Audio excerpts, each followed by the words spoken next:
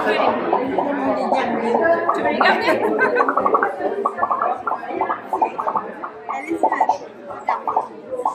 Là, monsieur Marquis, vous passez un petit coup là. Regardez ici. Monsieur Marquis.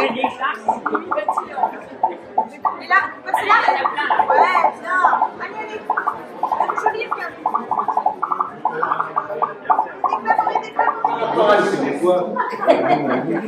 Je vous remercie de votre présence à l'inauguration de cette Tower Tafel.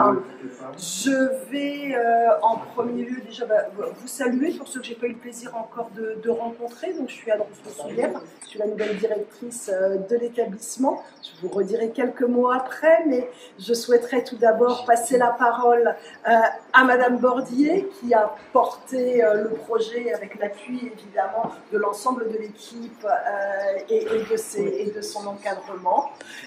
Mais place à l'expert qui est avec tous les appuis pour également remercier le généreux donateur et les personnes qui nous ont permis d'être en lien pour cette belle réalisation, et je ne manquerai pas de les resaluer au nom de l'établissement dans quelques minutes. Madame Bordier, présentez-nous ce bel outil. Alors, la Tower Tafel est un outil qui est interactif,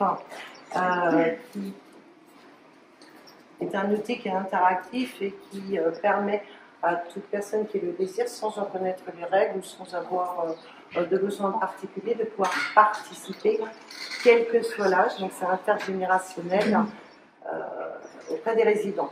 Donc là, comme vous pouvez constater, on peut avoir des personnes qui ont, pour la plus âgée, 100 ans, des moins âgés, et on a également les enfants des familles, des petits-enfants ou des écoles quand on a les partenariats. Donc c'est très intergénérationnel. Nous, ce qu'on va en rechercher, c'est avec l'équipe pluridisciplinaire, hein, bien évidemment. Ce qu'on va en rechercher, c'est des interactions, c'est créer du lien et créer des moments de convivialité et de joie. Voilà. Alors, ce matin, on me disait, Madame Labbé, vous me disiez ce matin que c'était plaisant, ça apporte... ça occupe aussi, on me le dit, et ça amuse. Donc moi, je tenais à remercier particulièrement Madame Mousset, qui nous a mis, Madame Béatrice Mousset, qui nous a mis en contact avec la DPS et qui nous a permis ainsi d'obtenir les subventions qui ont permis l'acquisition de cette Tower Tafel, de cette deuxième Tower Tafel, puisque la première, nous l'avions obtenue grâce à un appel à projet au niveau du CHIRC, de l'hôpital de Redon. Voilà. Donc je remercie la DPS, je remercie Mme Mousset, je remercie toutes les personnes qui ont pu intervenir dans ce projet. Je remercie mon encadrement également qui a pu, qui m'a suivi dans mes démarches, dans mes projets. Et je remercie ma direction qui m'a permis et qui m'a autorisé à aller jusqu'au bout, au bout de l'idée et du projet, pour les résidents, pour les familles, et pour créer un endroit qui soit quand même très, très, très joyeux, très convivial, et qui apporte beaucoup. Nous vous remercions. Eh bien, je vous remercie, madame.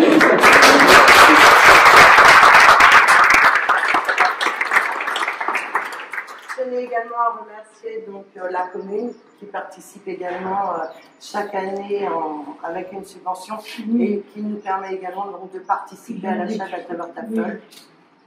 Je remercie Mme Kossikou, avec qui nous avons eu beaucoup d'échanges, M. Mousset également, avec qui nous avons eu beaucoup d'échanges. Et je remercie mes collègues qui participent régulièrement à la Tower Tafel, qui l'allument régulièrement, qui vont créer des jeux et du lien avec nos résidents. Donc merci à tous et merci aux résidents, surtout, de toujours jouer, de toujours participer. Merci madame. Voilà, avec beaucoup de joie. C'est formidable.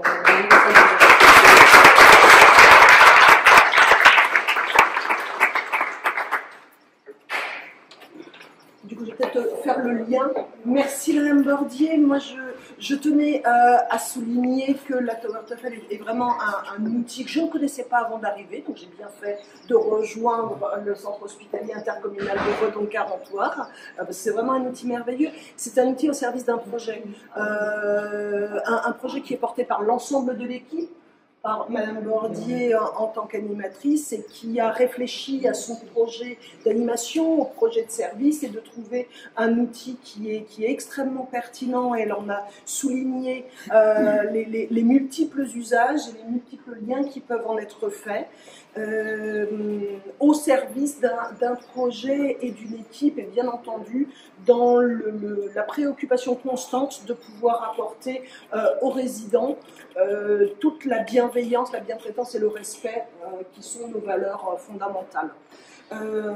Mais vous connaissez les situations, malgré toute l'envie et toute la bienveillance, nous n'aurions pas pu poursuivre après la première Tower Tafel qui avait été achetée, je le dis facilement puisque je n'étais pas là, donc je peux remercier mon prédécesseur et Madame Bordier. Donc en avril 2022, un premier modèle avait été acheté suite à un appel à projet où du coup le centre hospitalier avait bénéficié des crédits et les avait investis dans ce niveau-là. Et déjà à l'époque, une contribution remarquable de l'association des Amis de l'EHPAD de Carentoire, que je tiens à saluer ici. Tout augmente. En 2022, nous avions ce projet au complet était à 10 500 €, ce qui n'est pas rien. Aujourd'hui, nous avons un projet qui est à 17 700 €, donc nous n'avions pas en moyens propres la possibilité de le financer. Donc un très grand remerciement à l'association des Amis de l'EHPAD de Carentoire qui a contribué à ce financement, faisant un don généreux de 1 000 €. Un grand merci à la société qui a rendu les armes face à la pugnacité de Madame Bordier dans la négociation, ce qui nous a permis d'obtenir les logiciels sans lequel l'outil arriverait vite au bout. Et je vous entendais, monsieur, je vous remercie de vos éclaircissements sur la richesse des logiciels qui sont présents. Et surtout, un immense merci à la DPS, sans qui rien n'aurait été possible, puisque le don remarquable que l'association nous a donné est un don de 16 700 € qui permet à l'ensemble des résidents de l'EHPAD de Carentoire de bénéficier de cet outil dont nous rêvions mais que nous ne pouvions pas à nous seuls nous payer. Donc vraiment, un immense remerciement au nom, je crois, de toutes les équipes et de tous les résidents autour de nous pour vous saluer. Je suis extrêmement fière de la dynamique de l'équipe, parce que sans dynamique, rien n'est possible. Mais je suis extrêmement reconnaissante de la générosité de l'ensemble des partenaires, sans qui toute cette dynamique n'aurait pas eu les moyens d'avoir un outil de cette très grande qualité. Merci beaucoup. Merci Madame Bordier, merci à la DPS, merci à l'association des Amis de l'EHPAD de Carentoire, à la société Innov et à l'ensemble des partenaires. Et merci à vous tous d'être ici et de vous être rendus disponibles pour ce moment de fête ensemble. Exactement, a été le lien qui nous a permis aussi d'arriver et d'aboutir au projet. Donc la DPS est ravie d'être là aujourd'hui parmi vous pour arriver à cet aboutissement et découvrir aussi le nom. Je suis très fâchée avec elle. C'est ça. Et donc la DPS est ravie d'être là. Quand vous avez besoin de nous, sachez que nous pouvons vous accompagner dans d'autres projets, bien que nous ayons aussi beaucoup d'autres projets qui sont, on est sollicités, mais nous arrivons toujours à trouver. Je ne vais pas vous étonner, mais j'ai déjà plein d'idées dans la tête. Ah oui. Après, nous, il faudra que les moyens suivent. Si le budget suit, il n'y aura pas de souci. À vous aussi, c'est une chose que je connais. Oui, forcément, on a aussi des limites. Monsieur le maire également, qui nous honore de sa présence. Merci, monsieur le maire. Merci pour l'invitation. Très bel outil et bravo Madame Bordier, à toute l'équipe et à tous ceux et à tous les financeurs. On voudrait partager davantage, nous aussi, en tant que commune, mais la réalité économique oblige. Mais on va continuer. L'association des résidents ne peut que vous remercier de votre participation. Sincèrement, le soutien financier, mais aussi tous les échanges que l'on peut avoir, hein, notamment avec M. Naël et M. Rigalin au niveau des associations. Et, on a beaucoup d'échanges, beaucoup d'interactions aussi.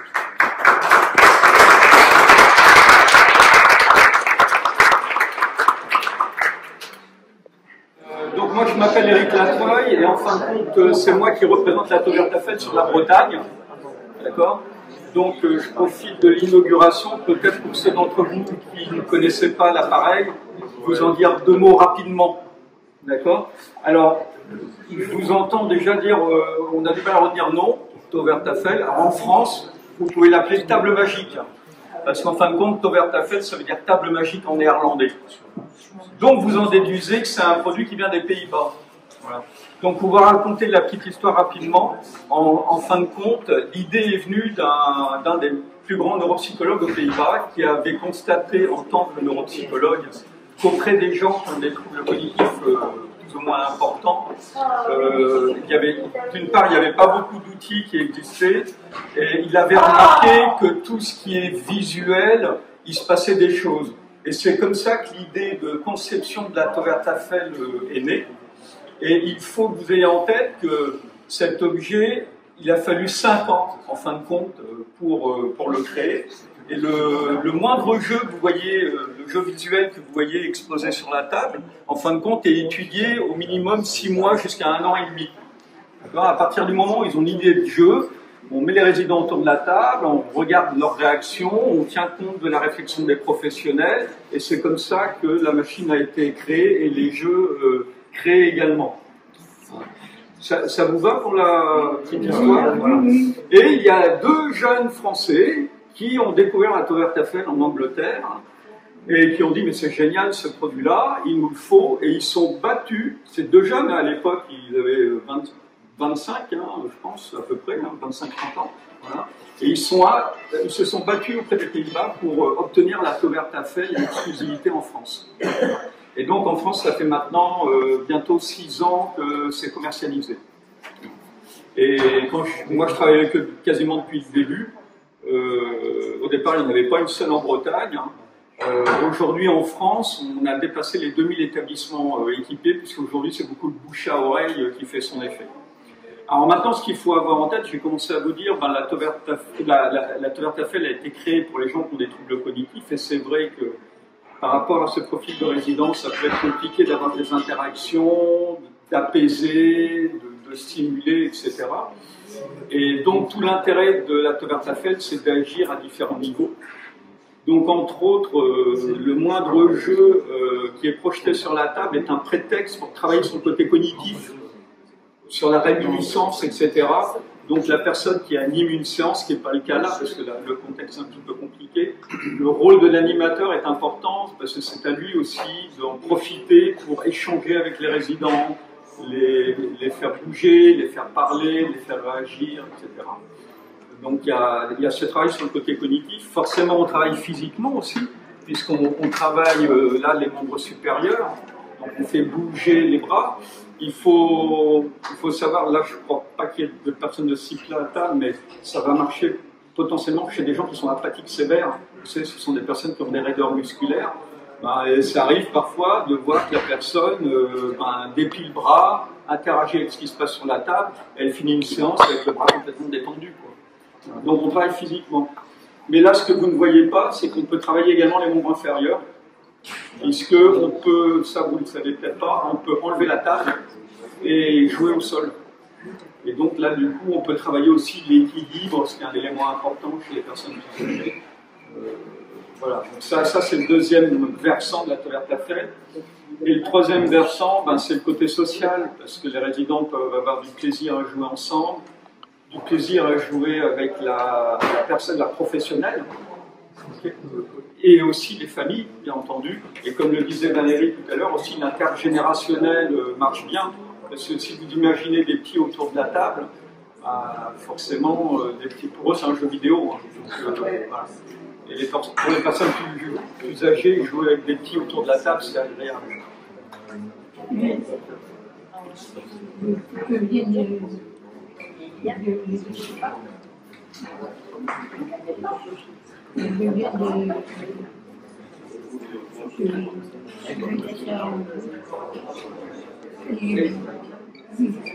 Et je vous montre quelque chose pour que vous compreniez le principe. Ça, là, je vous montre le menu de la Tovertafel. En fin de compte, les jeux sont classés par niveau. Donc vous avez niveau 2, niveau 3, niveau 4 et niveau 5. Et ces niveaux, ça veut dire que niveau 2, je m'adresse aux personnes les plus atteintes sur le plan cognitif, jusqu'au niveau 5, les moins atteintes. D'accord ? Donc, dans cet établissement, il y a une unité protégée. Ben, si vous utilisez les jeux de niveau 2 et 3, vous ne vous trompez pas. Pourquoi ? Parce que ce sont des jeux où il n'y a pas d'objectif, il n'y a pas de façon de jouer. D'accord ? Alors, je peux vous montrer 3 jeux à titre d'exemple pour que vous compreniez le bénéfice. Vous avez le jeu des fleurs.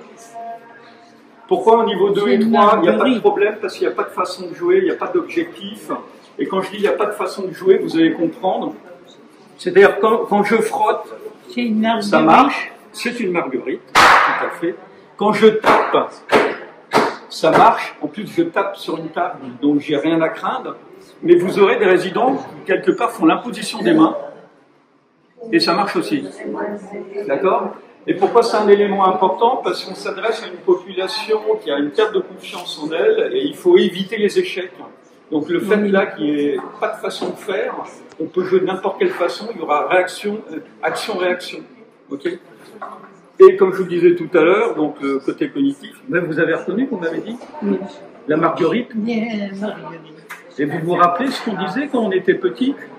Vous savez quand on enlevait les pétales? Oui, je t'aime un peu. Ouais, c'est tout. Je t'aime un peu, passionnément, à la folie, pas du tout. Voilà. Et donc voilà, c'est le type d'exemple pour vous dire, voilà, il faut profiter de l'image pour pouvoir justement échanger. Et vous voyez, la dame s'est rappelé le début du « je t'aime un peu » beaucoup. Et j'ai remarqué, alors je ne sais pas pourquoi, ils oublient toujours à la folie. Donc ça, c'est le premier jeu que je voulais vous montrer. Deuxième jeu que je peux vous montrer pour vous montrer un autre versant, c'est le jeu des feuilles. Donc je disais tout à l'heure, c'est l'aspect faire travailler physiquement. Ben là, forcément, on bouge les membres supérieurs. Ok. Et alors, avec la Tovertafel, je vous montre un truc important. Il faut savoir sortir du cadre. Oui. C'est-à-dire que la Tovertafel n'est qu'un outil. Et si on a la moindre idée d'utilisation, il ne faut pas hésiter à l'utiliser. Tenez, ça va être plus facile pour balayer. Voilà. Donc, il faut savoir que vous pouvez rajouter des objets. Ok? Donc, alors en plus, quand vous rajoutez un objet dans la main de la personne, elle a tendance à faire des mouvements encore plus amples. Donc, on travaille d'autant plus physiquement. Et imaginez ce jeu-là au sol. Rien ne vous empêche d'utiliser un vrai balai aussi. D'autant plus qu'au sol, comme c'est un système de vidéoprojecteur, vous aurez une image qui est plus grande. Jouer au sol, c'est pas forcément jouer debout, ils peuvent jouer assis aussi, hein, autour de la table. Voilà. Et je vous disais, les jeux niveau 2 et 3, il n'y a pas d'objectif, mais si vous le souhaitez, vous pouvez en créer aussi. Vous pouvez en créer. Là, par exemple, vous rajoutez une boîte. Vous m'aidez? On va ranger les feuilles dans la boîte. Vous poussez les feuilles dans la boîte? Allez-y. Aidez-moi à pousser les feuilles dans la boîte. Donc là, en fin de compte, vous créez un objectif. Alors, une fois comme ça, j'avais un monsieur qui portait un chapeau, il a enlevé son chapeau, puis il était en train de mettre toutes les feuilles dans son chapeau. Et vous avez bien travaillé, messieurs, dames. Hein. Alors, ça, c'est le genre de choses que je fais, mais bon, là, on n'est pas dans le bon contexte, mais quand je fais ça, au final, ça agit. Il y a des gens, ça les fait rire. Et il y a des personnes qui me fusillent du regard. Mais c'est ce que je veux, parce que je veux que je veux de la vie, je veux qu'il y ait des échanges, etc. Et je peux vous montrer autrement un jeu un peu... là, vous avez vu un jeu, des jeux de niveau 2. Et ils ont créé des jeux plus sophistiqués, simplement pour vous montrer, vous compreniez l'intérêt. Voilà, ça c'est un jeu où il faut trouver la lettre manquante. Mais là, on n'est pas au même niveau, hein, on est à un niveau supérieur. Et